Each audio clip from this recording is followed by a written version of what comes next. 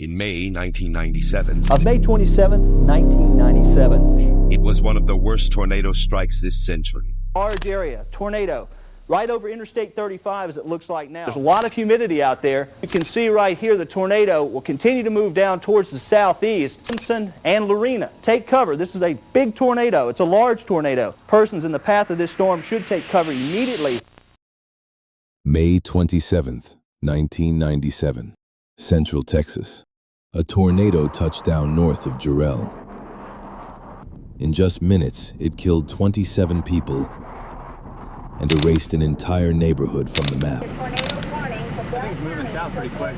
The sirens in town are going off. Come here! Get out of the house! It's headed right there, right this way! It formed It's fast. generally heading. Look at that tail on it now, how it's bent, Don. It moved painfully slow. It produced some of the most extreme damage ever recorded in America. May 27th, 1997, started hot and sticky across central Texas. Temperatures reached 79 degrees before sunrise. Dew points climbed near 80 degrees. By early afternoon, the air hit the upper 90s with heavy humidity. The Storm Prediction Center had issued a moderate risk the day before. A cold front pushed south. A dry line stretched from Dallas to Del Rio. Cape values measured between 5,500 and 6,840 joules per kilogram. The special 18Z sounding from Temple showed extreme instability. Families went about their normal routines. High school had just let out for summer.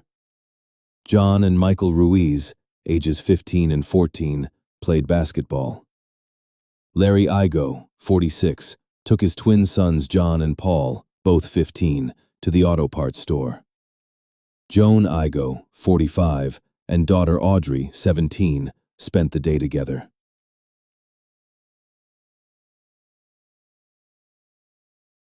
Far to the east, storms died over Oklahoma and Mississippi. Gravity waves rippled westward. The cold front overtook the dry line near Temple around noon. One supercell quickly became dominant and began moving southwest toward Jarrell. Tornado Watch 338 was issued at 12:54 p.m. At 3:30 p.m., the National Weather Service issued a tornado warning for Williamson County. Coming up. Sirens began sounding as the storm sat just 5 miles northeast of Jarrell.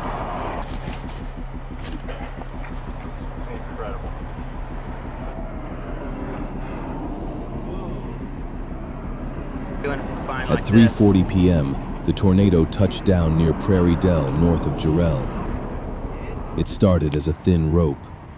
It crossed a boundary and rapidly intensified.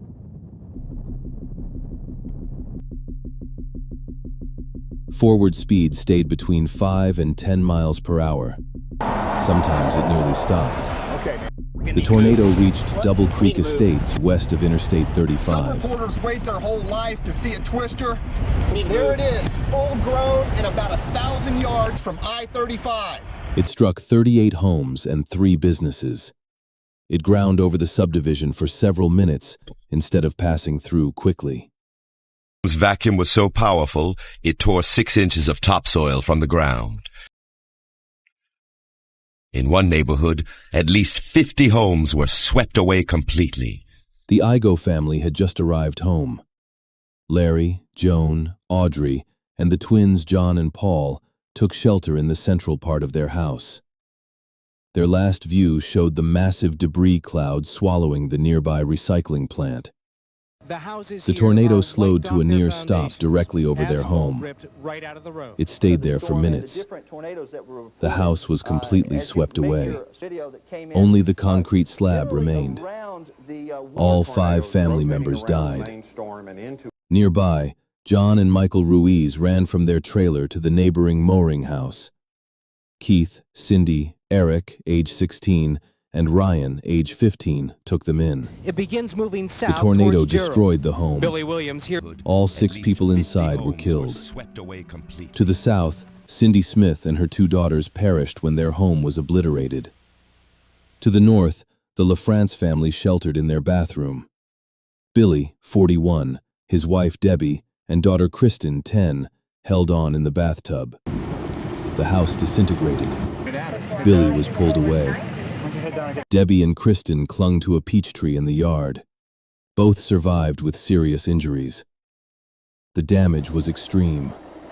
Homes in the core path were reduced to bare concrete slabs. The tornado removed 18 to 20 inches of topsoil and grass. Asphalt was torn from roads for hundreds of yards. Trees stood completely debarked.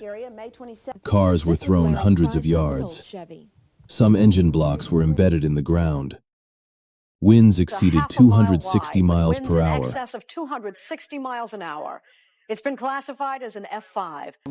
The National Weather Service rated it F5. By the time the battle was over, the combination of very high cape, slow forward speed, and multiple vortices created the violence. You figure they're all exaggerated. I saw it, and I know it can pick up trucks and throw them through the air, and cows and animals and people and houses. Oh, now what a tornado can do. Now I do fear tornadoes. I didn't before, but I do now. Look at the debris circling around this tornado. Look at it. Man, it's a big one. I expected to find something, and we didn't find anything, except for just wreckage and bodies. She was a mom holding on to her. They were just holding each other. And they died that way. The storm still managed to bring out the best in Texas, its people. Folks throughout Central Texas are pulling together to help rebuild after the devastating Search and recovery began immediately. Volunteers formed human chains across the muddy fields.